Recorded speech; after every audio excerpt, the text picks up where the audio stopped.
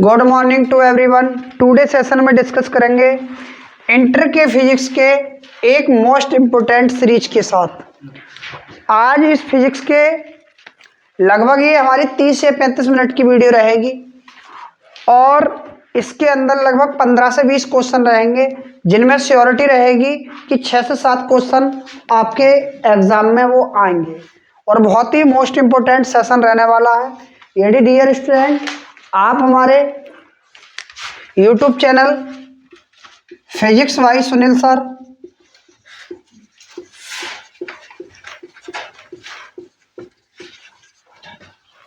पर पहली बार विजिट कर रहे हैं तो कृपया चैनल को सब्सक्राइब करें और बेल आइकन को दबाएं।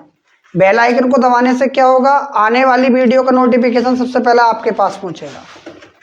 और यदि वीडियो में कोई क्वेश्चन छूट गया और मालूम करना चाहते हैं तो आप कांटेक्ट नंबर पर भी संपर्क कर सकते हैं। जो क्वेश्चन आप इस नंबर पर व्हाट्सएप करोगे मैं उसका सॉल्यूशन आपको उसी नंबर पर सेपरेटली व्हाट्सएप कर दूंगा। बिना देरी किए डिस्कस करते हैं अपने टॉपिक पर।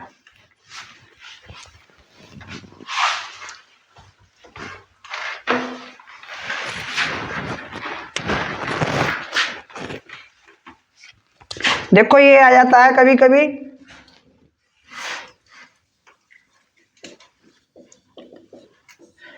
दो बल्ब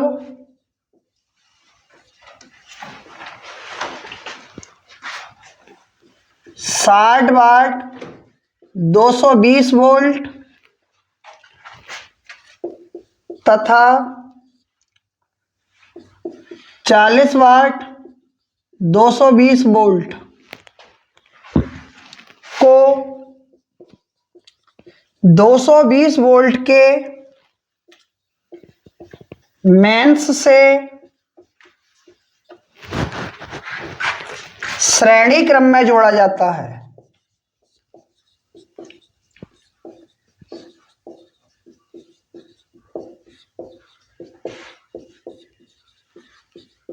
श्रेणी क्रम में जोड़ा जाता है। बल्बों की कुल शक्ति ज्ञात कीजिए। हमें बल्बों की यहां पर कुल शक्ति निकालनी है कि बल्बों के अंदर हमारी शक्ति कितनी होगी। ज्यादा इसमें लफड़े में पड़ने की जरूरत नहीं है। कभी तुम सोचो कि इसमें बी का मान भी दिया है और पी का मान भी दिया है तो हम शक्ति कैसे निकालें। तो उसके लिए आपको बहुत छोटा सा तरीका है। यहां लिखते हैं सॉल्यूशन। जब भी ऐसा कोई सवाल आए तो हमें क्या करना है, उनमें से शक्ति को छांट लेना है कि शक्ति हमारी कितनी जगह है। एक तो शक्ति हमारी ये हैगी, एक ये हैगी, तो P1 का मान हमारा 60 वाट हो जाएगा, P2 का मान 40 वाट। और ऐसी कंडीशन में हम क्या करते हैं, जब भी श्रेणी क्रम में लगे होते हैं तो कुल शक्ति निकालने के लिए हम करते क्या है कि उन्हें जोड़ देते हैं एक साथ, वो भी व्युत्क्रम क्रम में। 1/60 प्लस के 1/40 और इसका एलसीएम ले लेते हैं कितना, 120। कितनी बार कटेगा, 2 बार, ये 3 बार। कुल मिलाकर 1/P बराबर आ जाएगा हमारा 5/120 या ये आ जाएगा 24। P का मान आ जाएगा 24 वाट। यानी दोनों बल्बों को जब हम श्रेणी क्रम में जोड़ देते हैं तो उसकी कुल शक्ति जो आती है वो 24 वाट आती है। इस तरीके के सवाल हमें बोर्ड एग्जाम में देखने को मिलते हैं। आज 2020-2022 के सारे अनसोल्ड पेपर के जितने भी मोस्ट इंपोर्टेंट क्वेश्चन होंगे वो आपको मैं इस वीडियो में ही करा दूंगा।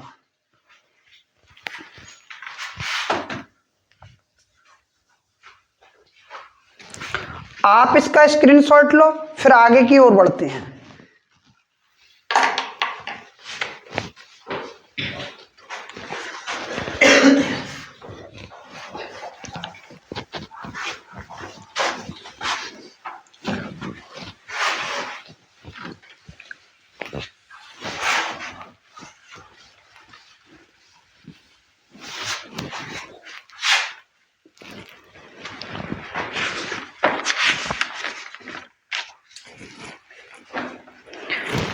देखो कभी कभी बहुत शॉर्ट क्वेश्चन भी मालूम कर लेता है, जैसे ये है 100 वोल्ट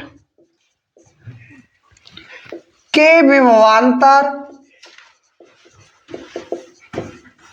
100 वोल्ट के विभवांतर द्वारा त्वरित इलेक्ट्रॉन से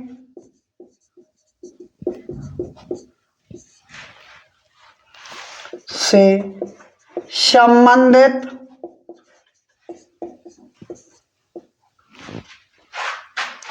डी ब्रोगली तरंगदैर्ध्य ज्ञात कीजिए।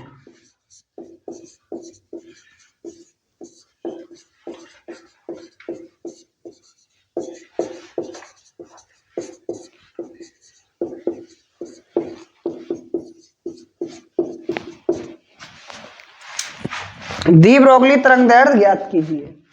कभी कभी इतना आसान क्वेश्चन भी पूछ लेता है, और ये 2020 के 346 डबल एक्स में आया हुआ है 2 नंबर का सवाल।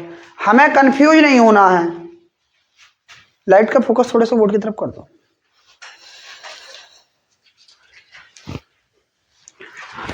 अब करते क्या है, हमें यहां सॉल्यूशन करना है इसका। तो बी का मान कितना दिया है हमें, 100 वोल्ट। आप जानते हो तरंगदैर्ध्य 12.27 अपॉन √b और एंगस्ट्रॉम। तो ये हो जाएगा हमारा लैम्डा बराबर 12.27 √100, या लैम्डा बराबर 12.27 √10 गुणा 10, या लैम्डा बराबर 12.27 अपॉन 10 एंगस्ट्रॉम। जब 10 से भाग देंगे तो होगा क्या, 0.1 के आगे आ जाएगा, यानी 1.227 एंगस्ट्रॉम। ये भी बहुत इंपॉर्टेंट सवाल है, आप इसे भी उतार सकते हो। ये 2 नंबर का सवाल है।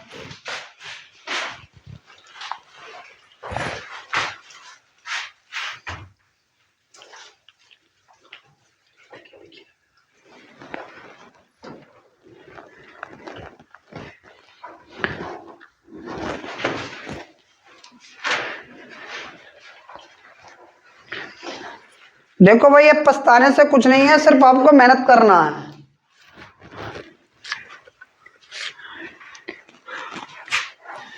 जिसके नसीब में जो है बसा तो हो नहीं है, फिर तुम क्यों पछता रहे हो।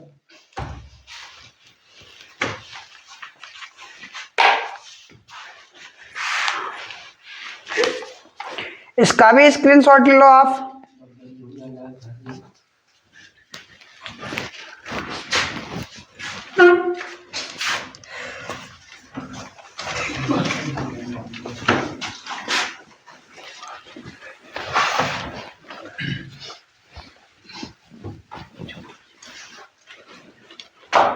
देखो आ गए।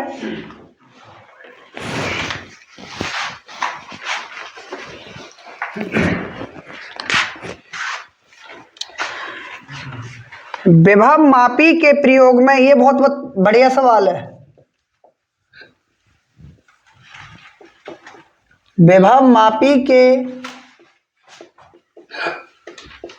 प्रयोग में E1 व E2 दो विद्युत वाहक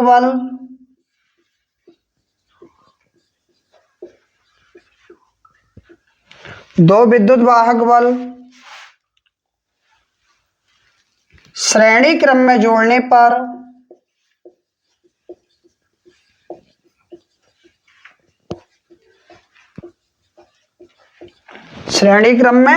जोड़ने पर अविक्षेप बिंदु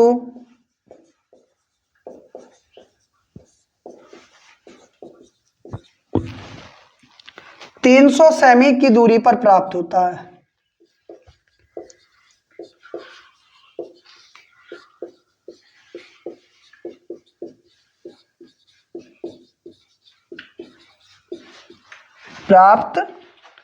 है।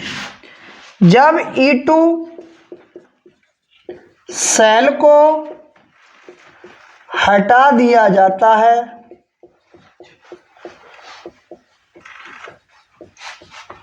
जाता है, तब अविक्षेप बिंदु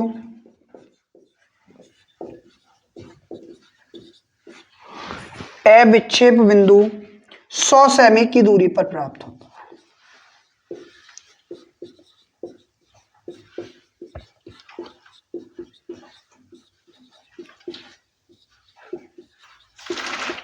प्राप्त होता है। सेलों के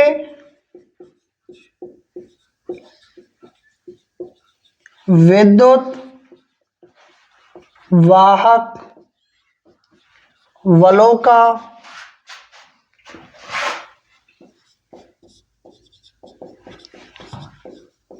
अनुपात ज्ञात कीजिए।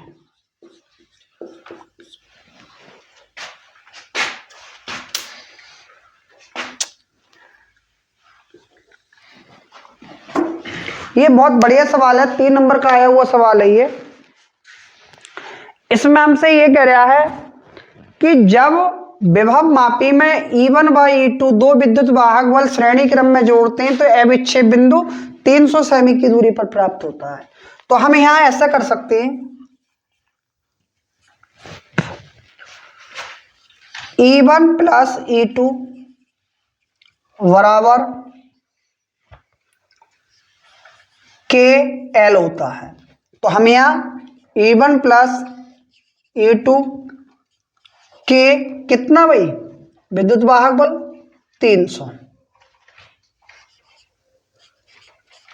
उसके बाद में वो कह रहा है कि यहां से E2 को ड्रॉप आउट कर दिया जाता है, हटा दिया जाता है, तो सिंगल क्या बचेगा E1 और वो कितना आ रहा है 100 के। अब E1 का मान तुम यहां लगा दोगे, समीकरण 1 समीकरण 2, E1 का मान तो तुम्हें मिल चुका है, अब E2 का और निकाल लो। कैसे? E1 का मान समीकरण 1 में रखने पर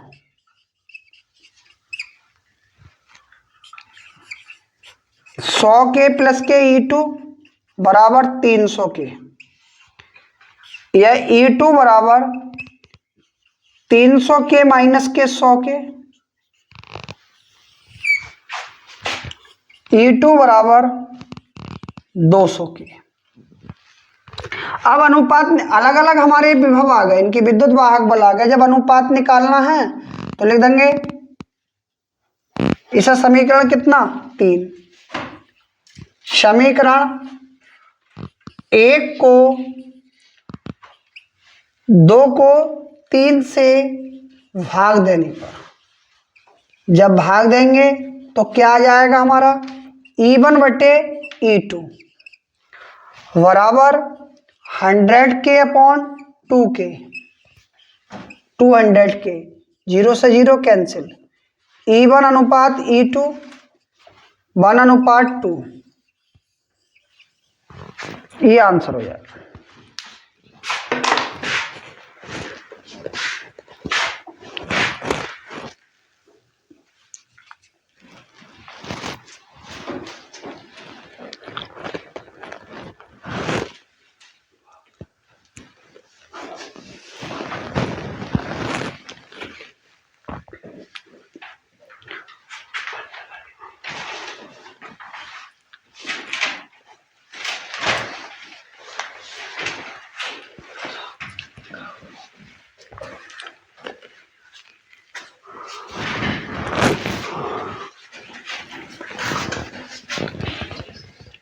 सही, आपने इसका स्क्रीनशॉट भी ले लिया होगा। वीडियो चार्ट 4 दिन में आएगी दमदारी।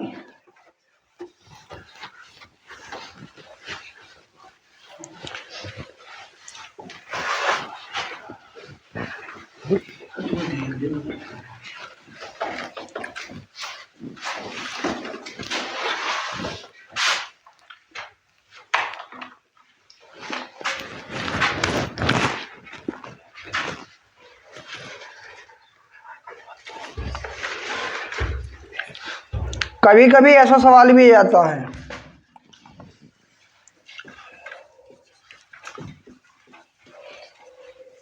हाइड्रोजन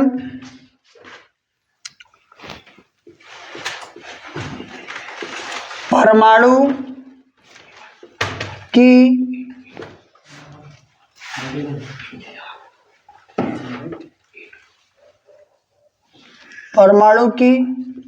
आयनन ऊर्जा 13.6 इलेक्ट्रॉन वोल्ट है।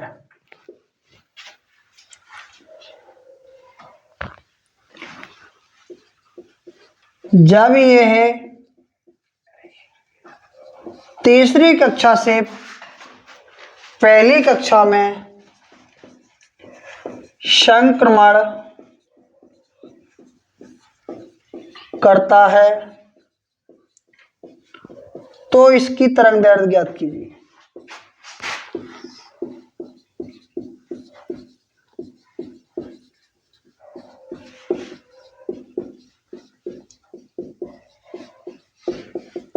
तो इसकी क्या ज्ञात करनी है, हमें तरंगदैर्ध्य ज्ञात करनी है।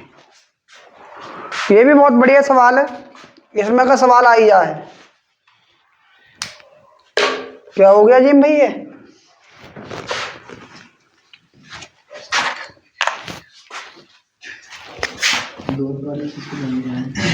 सॉल्यूशन En का मान दिया है माइनस के 13.6 इलेक्ट्रॉन वोल्ट बटे एन स्क्वायर। यही तो होती है आदमी मैंने मूल कक्षा की ऊर्जा या एनवी कक्षा की ऊर्जा। संक्रमण 3 से कहाँ हो रहा है, 1 में, तो पहले E3 का मान निकालो। माइनस के 3.6 इलेक्ट्रॉन वोल्ट बटे 3 का स्क्वायर। यह E3 बराबर माइनस के 13.6 इलेक्ट्रॉन वोल्ट बटे 9, और 9 से अगर भाग दोगे तो ये जाएगा माइनस के 1.51 इलेक्ट्रॉन वोल्ट। अभी E2 निकालोगे, E1 निकालोगे, 13.6 इलेक्ट्रॉन वोल्ट बटे 1 का स्क्वायर। यह E1 का मान आ जाएगा माइनस के 13.6 इलेक्ट्रॉन वोल्ट। डेल्टा E बराबर E3 माइनस के E1। E3 का मान माइनस के 1.1 माइनस माइनस प्लस, ये कितना जाएगा 13.6। यह डेल्टा E बराबर आ जाएगा हमारा 12.09 इलेक्ट्रॉन वोल्ट। अब हमें ये नहीं निकालनी है कि ऊर्जा कितनी होगी, हमें यहाँ पर निकालना है कि इसकी तरंगदैर्ध्य कितनी आएगी। तो तरंगदैर्ध्य निकालने के लिए आपने पढ़ा होगा E बराबर होता है hc अपॉन लैम्डा, या लैम्डा बराबर हो जाएगा hc अपॉन E। 6.6 गुणा 10 की पावर माइनस के 34, 3 गुणा 10 की पावर 8, इसका मान हो जाएगा E का 12.09। 1.6 गुणा 10 की पावर माइनस के 19, पॉइंट से पॉइंट कैंसिल, ये हमारा आ जाएगा 66 तिया 198। अब ये माइनस के 19 है, ऊपर जाके प्लस के 19, 19 8 27, यानी 10 की पावर 34 में घटाओगे माइनस के 7 अपॉन 16 नामा 144, 16 दो नहीं 32, 32 और 1 33, हासिल लगा हमारा 3, 16 के ना 16 और 3 19। उसके बाद में पॉइंट 2 के बाद में पॉइंट हटाओ 0 बढ़ा दो, यह जाएगा 1980 बटे 19,800 बटे 19,344, 10 की पावर माइनस के 7। अब इसे भाग करोगे तो ये आएगा 1.0235, 10 की पावर माइनस के 7। सार्थक अंकों के हिसाब से जब संख्या पॉइंट के 3 अंकों के बाद में कोई संख्या 5 या 5 से बड़ी होती तो हम करते क्या हैं, पीछे के अंक को हटा देते हैं, आगे के अंक में 1 जोड़ देते हैं। लैम्डा बराबर आ जाएगा 1.024, 10 की पावर माइनस के 7, पॉइंट हटाओ 3 पावर कम कर दो, या लैम्डा बराबर आ जाएगा 1024 एंगस्ट्रॉम।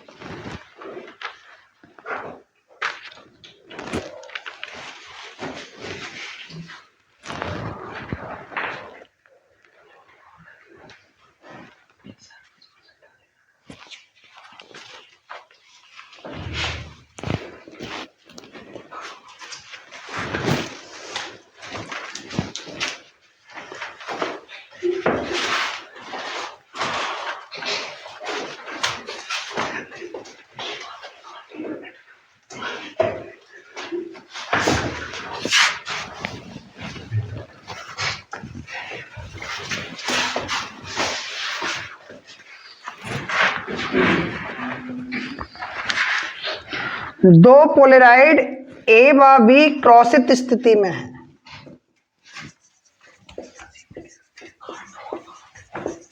दो पोलराइड ए व बी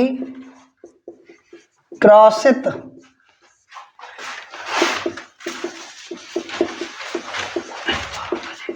स्थिति में है।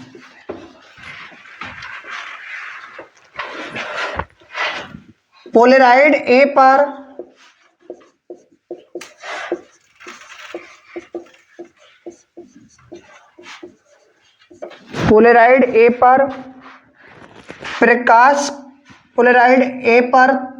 प्रकाश की तीव्रता 64 वाट प्रति मीटर स्क्वायर का अध्रुवित प्रकाश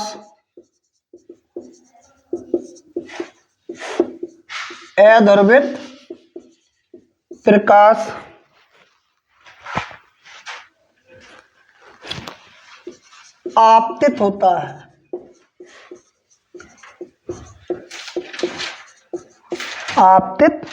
है।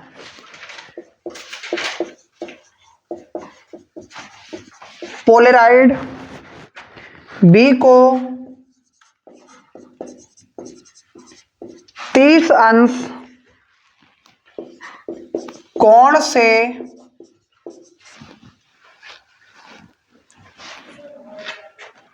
घुमा देने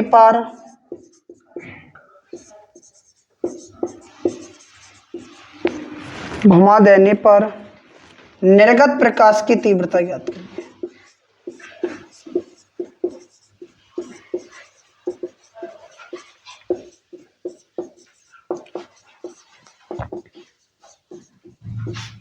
निर्गत प्रकाश की तीव्रता ज्ञात कीजिए। ठीक है, क्या है इसमें? सबसे पहले हमसे वो कह रहा है पोलराइड ए व बी को क्रॉस करके रखा गया है, यानी तिरछा करके रखा गया है, और ए पर प्रकाश की जो तीव्रता है यानी आई नॉट का मान जो है वो हमारा कितना है 64 वाट प्रति मीटर स्क्वायर। एंगल 30 अंश से, जब 30 अंश घुमा रहे हैं तो उसके साथ कितना रह जाएगा 60 रह जाएगा। अब आई बराबर 1/2 I nought cos square theta, 1/2 I nought का मान कितना 64 कॉस स्क्वायर 60, 1/2 गुणा 64 कॉस स्क्वायर 60 का मान 1/2 और इसका स्क्वायर। आई बराबर 1/2 गुणा 64 गुणा 1/4, क्या 1 का वर्ग 1 रहेगा, 2 का वर्ग 4 और 4 दूनी 8, 64/8 आई बराबर 8 वाट प्रति मीटर स्क्वायर। जो निर्गत प्रकाश की तीव्रता होगी वो होगी 8 वाट प्रति मीटर स्क्वायर। इसे भी आप नोट डाउन करो, इस तरीके के सवाल भी आ जाते हैं।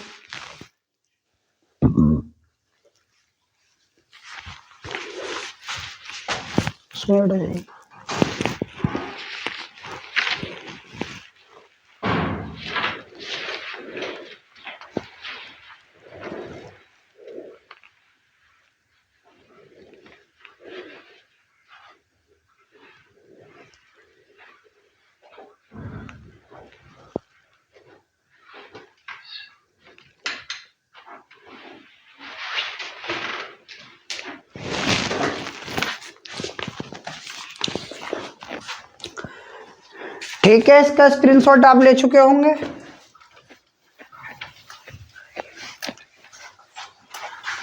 ये जितने भी सवाल मैं करा रहा हूं इसमें ये जो है बोर्ड एग्जाम 2024 के पॉइंट ऑफ व्यू से बहुत ही इंपॉर्टेंट है।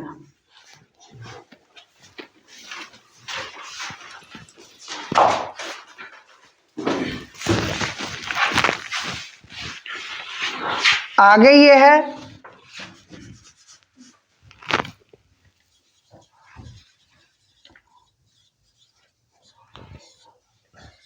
S1 व S2 दो समकेंद्रीय खोखले खोखले गोलों के भीतर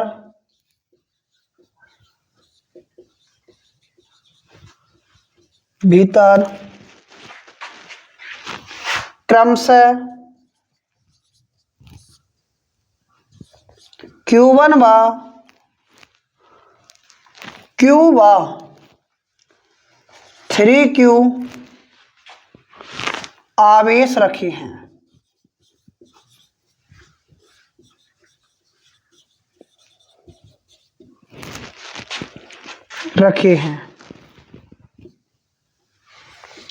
तो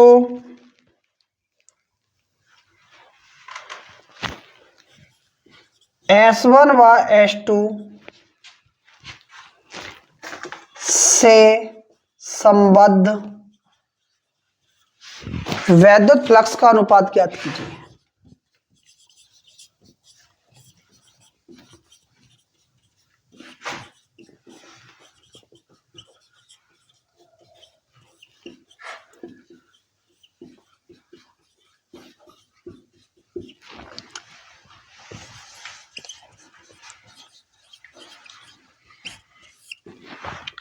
वैद्युत फ्लक्स का अनुपात ज्ञात कीजिए। बहुत ही इंपॉर्टेंट सवाल है ये।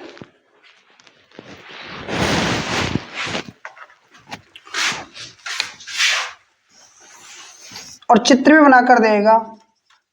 यहां पर मान लिया हमने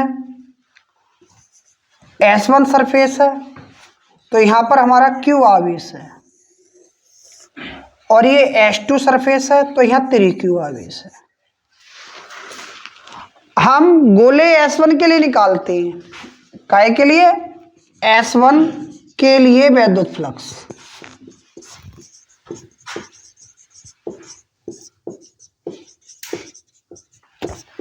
फाई बराबर क्या होता है? Q upon epsilon not. तो ये जाएगा Q अपॉन एप्सिलॉन नॉट। ये S1 और S2 है, S2 हो गया था।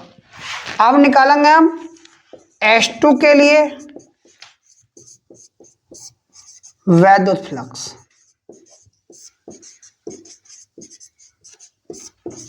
फाई 2 बराबर, अब देखो S2 के लिए क्या हो जाएगा, एक तो Q ये है और अंदर वाली सरफेस का भी चार्ज बाहर आ जाएगा, 3Q ये है, तो ये जाएगा Q प्लस के 3Q अपॉन एप्सिलॉन नॉट या 4Q अपॉन एप्सिलॉन नॉट। ये फाई 2 का मान आ गया। अब अनुपात निकलवा रहा है, तो हम यहां लिख देंगे फाई 1 बटे phi 2, Q upon epsilon naught और 4Q अपॉन एप्सिलॉन नॉट। देखो एप्सिलॉन नॉट से एप्सिलॉन नॉट, Q से Q कैंसिल, तो यहां आ जाएगा हमारा फाई 1 बटे फाई 2 बराबर 1/4, या हमें अनुपात निकालना है, तो डियर स्टूडेंट फाई 1 अनुपात फाई 2 बराबर 1/4। ये हमारा आंसर हो गया।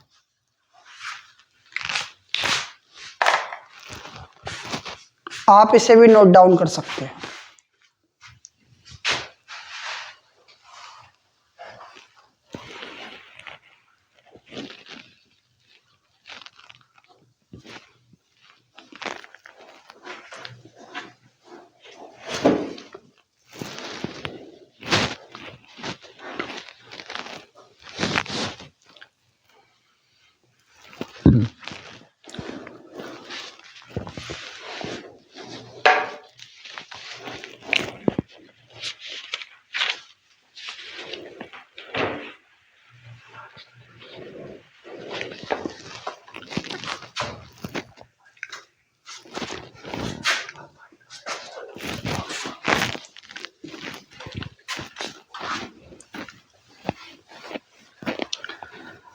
ऐसा साथ के साथ ना उतरे तो आप वीडियो को रोक रोक के उतार लिया करो।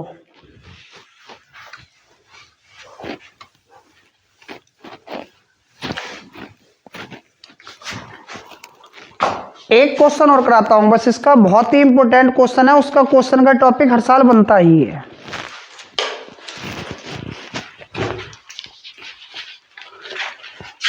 एक स्थान पर पृथ्वी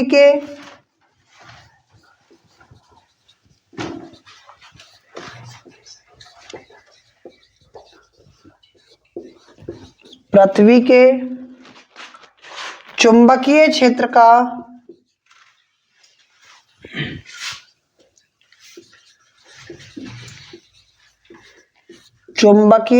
का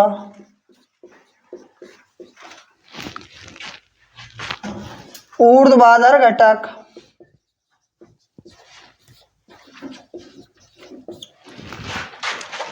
0.3 गॉस तथा नति कोण 45 अंश है, तो संपूर्ण चुंबकीय तीव्रता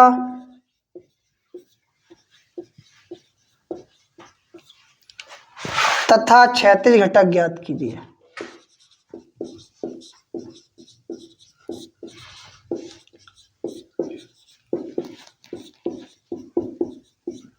देखो, इस सवाल को करने के दो तरीके हैं।